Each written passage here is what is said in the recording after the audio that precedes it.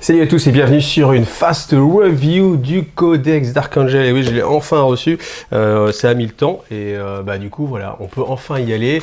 Donc comme au final, vous avez déjà eu entre temps sur d'autres chaînes des vidéos super détaillées, moi j'ai décidé de faire une vidéo super pas détaillée et en mode vraiment découverte. Vous voyez, je déballe le codex, je ne l'ai pas encore ouvert. Et puis je vais tester ça. On va faire une petite vidéo vraiment rapide. En plus, j'ai pas beaucoup de temps, donc il faut que ce soit vraiment rapide. Comme ça va être un nouvel exercice pour moi. J'espère que ça va vous plaire en tout cas. Donc mettez-moi en commentaire si c'est le genre de petite review rapide qui vous plaise ou pas. Et puis, voilà. En tout cas, ce codex sera vraisemblablement à gagner mercredi soir dans le live spécial 4 ans de IGTV. Donc voilà, n'hésitez pas à venir nous rejoindre.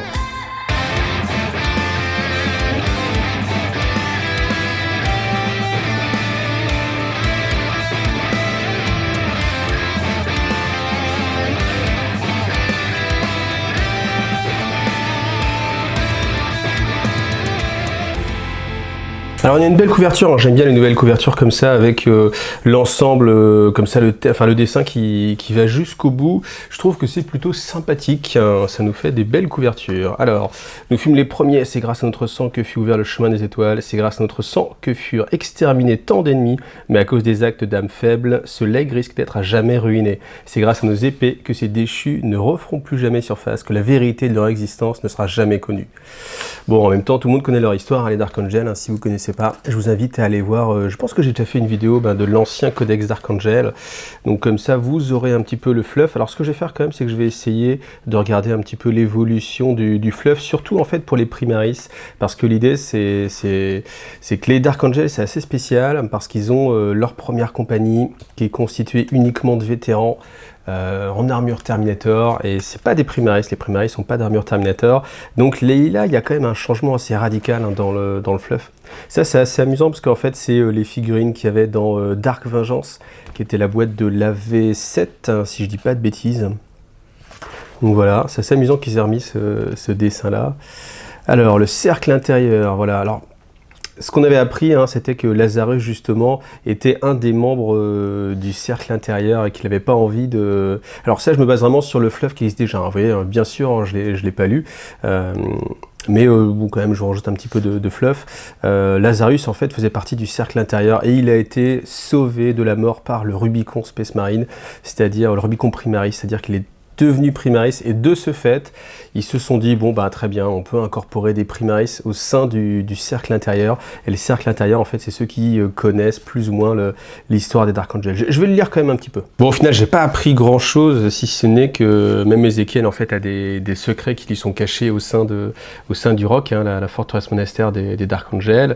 Sur Lazarus, j'ai pas appris grand-chose, si ce n'est, voilà, qu'ils font référence au fait qu'il a été combattre justement directement sur la planète des sorciers, et qui se sont coupables d'avoir laissé en fait des frères d'Archangel.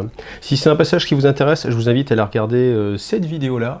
Et puis comme ça, vous aurez tout le passage. J'ai fait une vidéo fluff spéciale sur cet affrontement justement avec les Grey Knight et les Darkangel contre Magnus. Alors, traque des déchus, là on a un de mes personnages préférés, un Cypher. Cypher, j'espère qu'on va en apprendre un petit peu plus. Je pense que ce que je vais faire, c'est que là je vais simplement vous feuilleter en fait le livre, oh pas mal, pour qu'on regarde un petit peu vraiment la présentation du bouquin, et je vais réfréner mes pulsions fluffiques, et puis si je relirai un petit peu le bouquin, et si je trouve vraiment des passages de fluff qui méritent, eh bien je referai une petite vidéo très rapide. En tout cas, ce dessin est vraiment sympathique, je l'avais jamais vu, c'est un nouveau, enfin en tout cas sinon je l'ai jamais vu, et c'est vrai que c'est assez sympa. On voit un peu ce que peut être le roc en fait, qui est le reste en fait de la planète des Darkangel, de Caliban, la forteresse monastère, avec tous les éléments. Enfin, c'est vraiment assez joli, c'est pas mal. Ça ferait un beau petit tableau. Donc voilà, on vous reparle du roc, zone de guerre Vigilus. Ah oui, c'est un autre chapitre, hein, c'est les Angels of Redemption, parce qu'à un moment, j'ai cru que c'était une sorte d'intronisation au cercle intérieur à moitié, genre en mode, tiens, t'as à moitié ton armure os et à moitié ton armure verte, mais non, il n'en est rien. Donc voilà, la Ravenwing. Ravenwing, bon, du coup, avec les Primaris qui sont là. La Ravenwing, hein, vous le savez, c'est ceux qui sont vraiment chargés de la traque des déchus, plus ou moins d'aller repérer pour que la Deathwing puisse après intervenir. Voilà. Je pense qu'au niveau fluff, les chapitres des Dark Angels, c'est une des factions qui est le plus intéressante, justement pour cette ambiguïté. Hein. Vous avez dû voir, hein, si vous êtes dans les groupes Facebook, on trouve toujours des petits mèmes où on a voilà, les Dark Angels qui se font traiter d'hérétiques. C'est parce qu'il y a cette ambivalence, voilà, et elle est entretenue par le codex, en tout cas je l'espère, hein, dans cette version aussi, mais ça a toujours été le cas sur les versions d'avant, et je ne pense pas qu'il en soit autrement, parce que c'est une des richesses vraiment du codex en fait, de la faction même tout simplement, d'être un petit peu borderline, voilà. Alors c'est vrai que souvent les Dark Angels pur sang, ils s'énervent un petit peu quand on dit ça, mais je trouve ça dommage parce que ça fait partie en fait du charme justement du codex, donc voilà. Alors là, les illustrations. Donc je passe assez rapidement, vous voyez, le but c'est juste de vous montrer un petit peu le codex, étant donné que du coup on n'a pas pu le voir avant, hein. Moi en tout cas je l'ai vu ni en magasin ni autrement. Là, comme je viens de le recevoir, je veux profiter un petit peu. Aux yeux du cercle intérieur, peu de déchets ont une réputation aussi sinistre que Cypher. Il a toujours échappé au Dark Angel. Quelle qu'ait été l'impasse dans laquelle ses partisans et lui se retrouvaient, ou l'ampleur du piège tendu par les impardonnés. C'est assez amusant parce qu'on voit là donc du coup Cypher, et en fait ils ont gardé leur héraldique. C'est cette ambiguïté que je trouve vraiment sympathique dans ce personnage, parce qu'en fait, sous-entendu derrière Cypher, il y a la possibilité, la légende, qu'il puisse être au contraire un des sauveurs de l'empereur. Enfin, si vous suivez la chaîne, hein, vous en avez déjà entendu parler, mais j'avais envie que vraiment Cypher avance et arrive devant l'empereur, qu'on voit un petit peu ce qu'il puisse faire, parce qu'une des théories, c'est tout simplement qu'avec l'épée du lion qu'il a dans le dos, il puisse achever plus ou moins l'empereur, et qu'ainsi l'empereur pourrait se réincarner. Donc c'est une théorie qui est assez sympathique, voilà. Alors, qu'est-ce qu'on voit? Du coup, les nouvelles figurines aux couleurs de la Ravenwing. Voilà, c'est vrai que j'ai du mal avec l'Invader, il est assez plat. Franchement, ça ressemble vraiment à un kart, hein. Ça c'est clair. Le Mario Kart de la Ravenwing. Alors, je vais essayer d'être assez rapide dans cette revue, donc forcément, elle sera vraiment en mode survol, mais certains m'avaient demandé, encore une fois, de faire des choses assez rapides, juste en mode en survol, comme ça vous avez une vision du codex si vous n'avez pas pu la voir. Tiens, vous avez le petit Cypher caché ici, là, c'est assez sympa. Là, parce qu'on ne sait pas, hein, il peut aider. On va aller voir quand même un petit peu les règles d'armer les fiches techniques, ça on commence à avoir l'habitude, hein, sur la construction du codex. Donc les chapitres successeurs, le mode patrouille, donc ça c'est avec la boîte évidemment qui va sortir. Une des boîtes où on peut trouver un des Dreadnought qu'on peut pas trouver séparément et en rupture depuis pas mal de mois. Donc c'est, voilà, si vous voulez le trouver, voilà, faut prendre une petite boîte comme ça de patrouille. On va regarder quand même un petit peu les règles spéciales de détachement. Donc fils du lion, vitesse du corbeau, tant que la doctrine dévastateur est active pour votre armée, on ajoute 3 pouces au mouvement des figurines Ravenwing de votre armée, et les univers Ravenwing de votre armée sont éligibles pour tirer à un tour où elles ont avancé. À chaque attaque de tir d'une figurine dont l'unité a avancé ce tour, l'attaque subit la pénalité au jet de touche comme si on tirait avec une arme d'assaut. Très bien. Et discipline de tir, tant que doctrine tactique est active pour votre armée, les figurines d'infanterie, hormis celles de la Deathwing, peuvent faire des attaques avec des armes à tir rapide et d'assaut quand elles sont à portée d'engagement des unités ennemies, mais doivent alors cibler une unité ennemie à portée d'engagement de leur unité. Ça c'est fort. Ça c'est très fort ça. Ça c'est très fort. En pareille circonstance, la figurine peut cibler une unité ennemie, même si d'autres unités sont à portée d'engagement de la même unité ennemie. Et lorsque elle fait une telle attaque, elle a une caractéristique de capacité tir de 5+. Bon, c'est tout de suite moins fort. Mais c'est quand même pas mal, hein. Ça peut vraiment vous nettoyer un peu le corps à corps. Implacable tant que la doctrine d'assaut est active pour votre armée à chaque attaque de mêlée d'une figurine infanterie ou Dreadnought Deathwing de votre armée contre une unité personnage ou une unité contenant la moindre figurine et une caractéristique de point de vie de 8 ou plus, vous pouvez relancer le jet de blessure. Ok. Alors première compagnie, on a les bonus suivants, les escouades Terminator de la Deathwing, escouade Terminator, je vous laisse lire, blablabla, ont l'aptitude objectif sécurisée, et si votre seigneur de guerre fait partie de ce détachement, le bonus de commandement devient plus 3 points de commandement, voilà.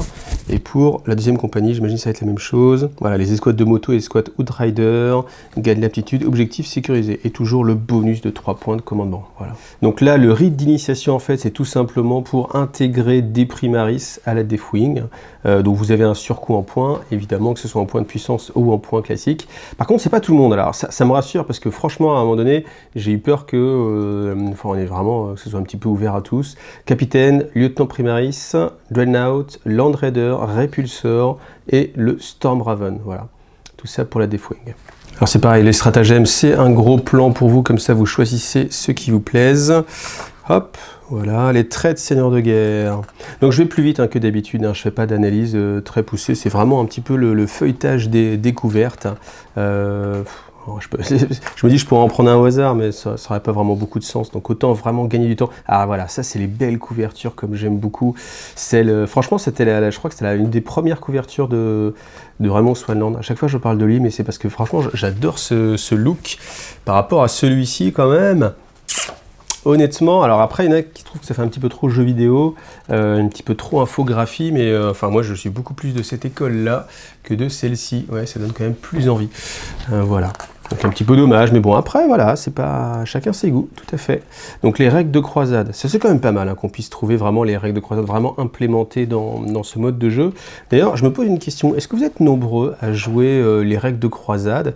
Est-ce que c'est une façon de jouer qui est répandue? Est-ce que parmi vous, il y en a qui jouent que en mode croisade ou pas? Ou qui en font au moins un petit peu de temps en temps? N'hésitez pas à me les mettre en commentaire. Donc voilà, pas mal de choses hein, quand même. Les règles de croisade, maintenant, ça occupe vraiment... Je me demande si même il n'y a pas plus de pages que dans les précédents codex. J'avais pas l'impression qu'il y avait autant de règles. Alors évidemment, l'ultime secret, voilà, c'est du fluff, ça a attiré mon regard. Donc pendant presque 10 000 ans, les Dark Angels ont gardé le secret des événements désastreux qui ont eu sur Caliban. Ce qu'on savait, c'était que l'un des plus grands secrets était que Luther était emprisonné en fait sur le roc et que dans sa captivité, il criait avec des fois des mensonges, des fois des révélations, et dans ces rares moments de lucidité, il suppliait de mourir. Or, Luther est parti à présent, évadé par un moyen inconnu et à des fins incertaines. Donc ça peut vraiment être très sympa, parce que là, évidemment, il peut révéler en fait tous les secrets justement des Dark Angels. Et l'ultime secret, une dernière vérité demeure encore cachée cependant dans les tréfonds de la dernière roche-mère de Caliban, se trouve le plus grand secret des Dark Angels, dans la salle la plus profonde, inaccessible, en dehors des guetteurs des ténèbres. Leon L. Johnson dort. Il dort, simplement. Ses blessures depuis longtemps guéries, il attend le temps où son concours sera déterminant. Lorsque, répondant à l'appel aux armes, il se placera une fois encore à la tête de ses fils pour défendre l'impérium de l'humanité. C'est vrai que là, on n'est pas du tout à la fin des temps. Pas du tout, on n'a pas du tout besoin de lui, en fait. Et c'est vrai que c'est pas du tout son frère qui lutte seul contre le chaos. Franchement. Franchement, il n'y aurait pas fort à faire. Moi, j'imagine vraiment... comme le passage dans Le Seigneur des Anneaux où le gars fait hey, vous avez fort à faire par ici. Bah ouais, je pense qu'il aurait de quoi s'occuper, hein, le petit Lionel Johnson. Donc en tout cas, bah voilà, ça annonce bien sûr son retour à un moment donné. En tout cas, j'imagine qu'on n'a jamais été aussi proche de son retour, quoi qu'il arrive. Donc bah, ce ne sera pas dans ce codex-là, ce sera peut-être dans une campagne qui arrivera, peut-être. Je vous laisse entre-temps regarder un petit peu tout ce qu'il y a là.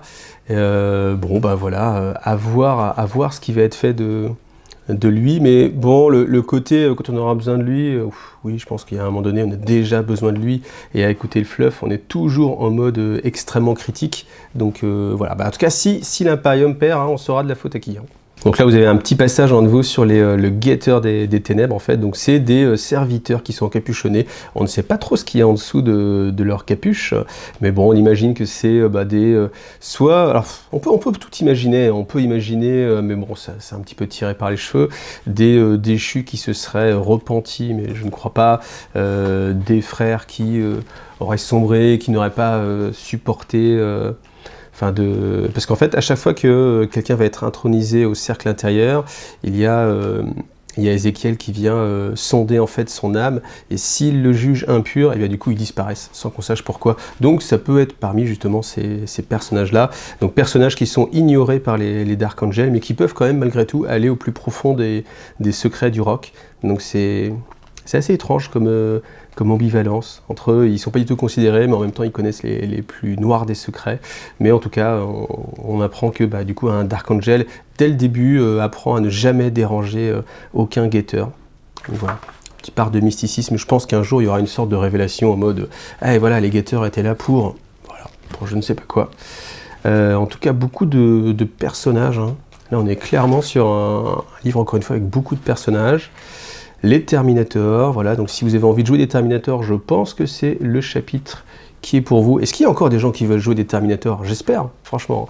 Avec tous ces primaris-là, les Terminators, ils ont quand même pris un petit coup de Enfin, au niveau de la taille des figurines, etc. Enfin, ils ont perdu de leur superbe, clairement. Mais bon, si vous aimez encore tout ça, puis si surtout, en fait, je pense à tous ceux qui ont leur chapitre de Deathwing complet, hein, et ben du coup, ça peut être sympa de pouvoir encore les jouer, bien évidemment. Alors voilà, je vous passe les règles encore une fois. Hein, ce serait beaucoup trop long. Et puis, vous l'avez déjà eu, beaucoup plus détaillé avec des joueurs professionnels qui jouent que 40 000, donc ils savent de quoi ils parlent. Contrairement à moi, qui joue à beaucoup de choses, et donc du coup, je peux bien évidemment pas être aussi pointu que des gens qui ne jouent qu'à ça. Voilà. Je cache le derrière parce que vous avez le numéro de code, et puis voilà, c'était une review rapide, et j'espère que ça vous a plu malgré tout, que ça vous donnait l'eau à la bouche. Si vous voulez, vous pouvez aller sur la chaîne de Thora, parce qu'il a fait vraiment une version très détaillée pour ce qui concerne les règles. Moi, je vais regarder un petit peu lire le fluff. Si vraiment il y a des choses niveau fluffy qui sont vraiment intéressantes, eh bien, je referai une petite vidéo. Et puis, sinon, ce livre, rappelez-vous, il sera à gagner mercredi prochain, qui vient tout à fait pour les 4 ans de la chaîne. Donc voilà, ça fera 1 €, surtout que peut-être on peut même pas encore le trouver. En tout cas, dernière nouvelle, on peut même pas encore le trouver chez son vendeur. Donc voilà. Merci à vous en tout cas, et à bientôt. Salut à tous.